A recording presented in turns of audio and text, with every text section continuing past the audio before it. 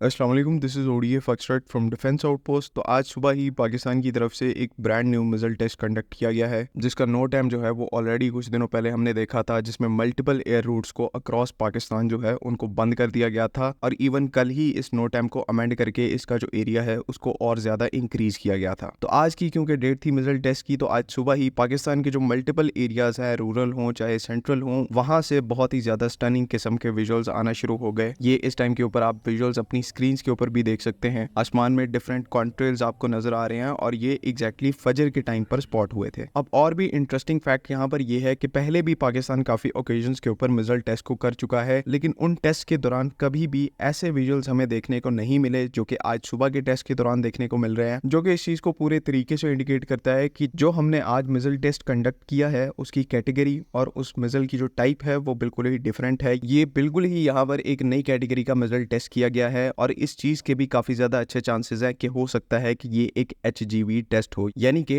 Hypersonic glide vehicle का test भी यहाँ पर हो सकता है। बिकॉज ऐसे कॉन्ट्रेल्स का स्पॉट होना, ये चीज इस चीज को भी इंडिकेट करते हैं कि जो मिसाइल यहाँ पर टेस्ट किया गया है वो एक एक्सट्रीम हाई स्पीड के ऊपर फ्लाई कर रहा था। एल्टीट्यूड का डिफरेंस यहाँ पर एग्जिस्ट करता है हमने बाकी प्रीवियसली जितने भी मिसाइल्स को टेस्ट किया है उनसे। तो ओवरऑल कहने का मकसद यहाँ पर यह है कि इस चीज के पूरे चांसेस है ये एक हाइपरसोनिक मिसाइल टेस्ट हो सकता है, या फिर हाइपरसोनिक जो ग्लाइड व्हीकल है उसको पाकिस्तान ने पहली दफा टेस्ट किया है। कुछ लोग यहाँ पर इस चीज को भी इंडिकेट कर रहे थे कि ये हो सकता है कि एक इंटरकॉन्टिनेंटल बैलिस्टिक मिसाइल का टेस्ट हो, लेकिन इस चीज के बहुत कम चांसेस हैं। बिकॉज एक ICBM टेस्ट के लिए आपको नो टाइम जो है वो एक बहुत बड़े स्केल का चाहिए, और नो टाइम भी यहाँ पर प्रॉपर चाहिए जहाँ पर पूरी आपकी जो एयर स्पेस है वो क्लोज्ड हो। बहरहाल जो भी है, एक चीज कंफर्म है कि यहाँ पर हाइपरसोनिक मिसाइल टेस्ट के अच्छे चांसेस हैं। ज्यादातर जो सेमी ऑफिशियल अकाउंट्स हैं या फिर ओसेंट अकाउंट्स हैं वो भी इसी चीज को रिपोर्ट कर रहे हैं। बाकी अगर ओवरऑल इस टॉपिक के ऊपर डिस्कस करें तो आप लोगों को पता होगा कि हम लोग इससे पहले भी हाइपरसोनिक्स और पाकिस्तान आर्मी से रिलेटेड बहुत पहले ये चीज कह चुके हैं कि अब क्योंकि हमने एक स्ट्रेटेजिक रॉकेट फोर्स कमांड को इस्टेब्लिश कर दिया है, तो उसके अंदर बाकी वेपन सिस्टम्स के साथ साथ जो हाइपरसोनिक वेपन सिस्टम्स हैं उनकी भी बहुत ज्यादा एक इंपॉर्टेंट पोजीशन है। और अब फाइनली इस रॉकेट फोर्स के इस्टेब्लिश होने के बाद डेडिकेटेड हाइपरसोनिक मिसाइल्स को भी हमारी इन्वेंट्री के अंदर इंडक्ट किया जाएगा, और उसी के ऊपर पिछले कई सालों से काम चल रहा है। इस चीज को हमने रिपोर्ट किया था अगस्त के महीने में, जब पाकिस्तान की तरफ से ऑफिशियली रॉकेट फोर्स की अनाउंसमेंट की गई थी।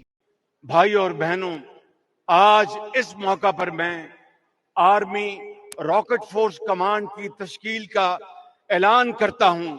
एंड आज अगर आप देखें तो ये जो पर्टिकुलर मिसाइल टेस्ट है ये इसी जजमेंट से अलाइन करता है कि पाकिस्तान ने ना सिर्फ एक रॉकेट फोर्स इस्टेब्लिश की है, बल्कि बाकी रॉकेट फोर्सेस की तरह जिस तरह से चाइना की है और ईरान की है, पाकिस्तान की जो रॉकेट फोर्स है इसमें भी एसेंशियली हाइपरसोनिक मिसाइल्स की कैपेबिलिटी ऐड की जा रही है। और एसेंशियली इसी तरह से जब आप एक वर्ल्ड क्लास एयरफोर्स की कैपेबिलिटी के साथ, जो कि एक लंबे अरसे के लिए एयर सुपीरियोरिटी को रिटेन कर सकती है, उसके साथ जब आप एक हाइपरसोनिक कैपेबल रॉकेट फोर्स को मिलाते हैं, तो बगैर किसी थ्रेट के इंप्यूनिटी के साथ ये रॉकेट फोर्स जो है वो एनिमी टेरिटरी के अंदर एक लार्ज स्केल स्ट्राइक्स को कंडक्ट कर सकती है और उनको डैमेज इन्फ्लिक्ट कर सकती है। तो पाकिस्तान की इस रॉकेट फोर्स के लिए जो सबसे इंपॉर्टेंट कंपोनेंट था वो हाइपरसोनिक मिसाइल था, या फिर एक हाइपरसोनिक ग्लाइड व्हीकल थी, जो कि अब ऐसा लग रहा है कि उसके ऊपर भी पैरेलल में काम चल रहा है। और आज का ये जो सक्सेसफुल टेस्ट हुआ है ये हमारी इसी कैपेबिलिटी को स्ट्रेंथन करेगा। नाउ जैसे ही पाकिस्तान की तरफ से ये एक इंपॉर्टेंट मिसाइल टेस्ट जो है वो कंडक्ट किया गया, तो अरेबियन सी के अंदर इंटरेस्टिंगली यहाँ पर यूनाइटेड स्टेट्स एयर फोर्स का एक बहुत ही इंपॉर्टेंट और स्ट्रेटेजिक एयरक्राफ्ट मौजूद था, जिसे RC-135S कोबरा बॉल के नाम से जाना जाता है। ये US एयरफोर्स के आर्सेनल के अंदर ऐसा एयरक्राफ्ट है जिसको बैलिस्टिक मिसाइल लॉन्चेस को ट्रैक करने के लिए इस्तेमाल किया जाता है। मिसाइल्स का जो टेलीमेट्री डेटा होता है, ये एयरक्राफ्ट उनको सक्सेसफुली लॉन्ग रेंज से कैप्चर करके मॉनिटर कर सकता है, और एक बहुत ही ज्यादा सोफिस्टिकेटेड एयरक्राफ्ट है। तो ये एयरक्राफ्ट सुबह तकरीबन 4:30 से 5 के दरमियान अरेबियन सी के ऊपर ऑपरेट कर रहा था, एट द सेम टाइम जब पाकिस्तान अपना मिसाइल टेस्ट कंडक्ट कर रहा था। कतर की अल उदैद एयरबेस, जहां पर US मिलिट्री की एक हैवी प्रेजेंस मौजूद है, उस एयरबेस से इस एयरक्राफ्ट ने टेक ऑफ किया और अरेबियन सी के ऊपर आकर इसने पाकिस्तान का जो मिसाइल टेस्ट है उसको मॉनिटर किया इंटरनेशनल वाटर्स में, इंटरनेशनल एयर स्पेस में रहकर, जो कि अगेन एक इंटरेस्टिंग फिनोमिना है और इस चीज को हाईलाइट करता है कि जो कुछ भी पाकिस्तान ने आज टेस्ट किया है, जो भी मिसाइल टेस्ट किया है, उसकी सिग्निफिकेंस इतनी ज्यादा है कि US को अपना एक डेडिकेटेड एयरक्राफ्ट जो है वो इसकी मॉनिटरिंग के लिए लेके आना पड़ गया। इट मींस यहाँ पर कुछ बहुत ही सीरियस चल रहा है जिसका ना तो यूएस को आइडिया है और वो पोटेंशियली यहाँ पर कोशिश कर रहे हैं कि इससे रिलेटेड जितनी हो सकती है इंटेलिजेंस उसको कलेक्ट किया जाए। तो ओवरऑल ये कुछ इवेंट्स हैं जो कि पिछले कुछ घंटों के दौरान अकर हुए हैं एंड इनमें से हमारा जो मेन फोकस है वो ऑब्वियसली पाकिस्तान का हमारा अपना मिसाइल टेस्ट है, लेकिन उससे रिलेटेड अभी ऑफिशियल कंफर्मेशन यहाँ पर हमारे पास नहीं आई। ऑफिशियली पाकिस्तान की तरफ से अभी कुछ नहीं कहा गया, तो उस ऑफिशियल कंफर्मेशन का वेट करना यहाँ पर बहुत ज्यादा जरूरी है ताकि हम यहाँ पर कोई गलत अजम्पशन ना लगा बैठे। एंड उम्मीद इसी की है कि जिस तरह के ट्रेवलिंग टाइम्स चल रहे हैं, इंडिया जो है वो सर्की के एरिया में एक्सरसाइज कंडक्ट करने वाला है, तो होपफुली यहाँ पर आकर एक बड़े लेवल के ऊपर प्रेस रिलीज को इशू किया जाएगा एंड हमें फिर इसी मिसाइल टेस्ट से रिलेटेड एडिशनल इन्फॉर्मेशन देखने को मिलेगी। तब तक के लिए आई होप तमाम चीजें क्लियर हैं। अगर इनसे रिलेटेड कोई कंफ्यूजन है तो काइंडली आप कमेंट्स में जरूर पूछें, उसको डिस्कस करें। बाकी अगली वीडियो तक के लिए अल्लाह हाफिज़।